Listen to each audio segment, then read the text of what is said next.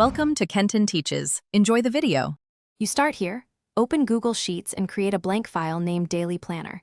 Type headers in row 1 for date, time, task, priority, duration, status. Once done, freeze row 1 so headers stay visible while you scroll. Make them bold and add a subtle background color to separate sections. You now have structure. Make sure to set the sheet locale for correct date and time formats, because accurate parsing matters for sorting and later formulas.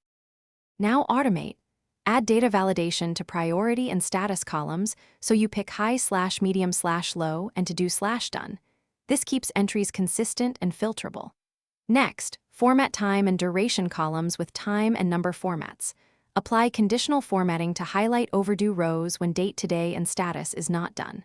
Then insert formulas like equals today for quick date reference and equals if, status equals done. To show completion, these small automations save minutes every day.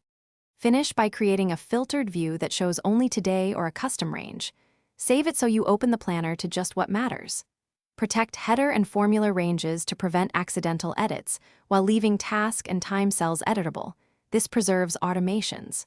Finally, export or share with view only if needed. If something breaks, check the sheet locale, ensure date/time column formats match input, and remove stray spaces. Those are the usual culprits when formulas or sorting behave oddly.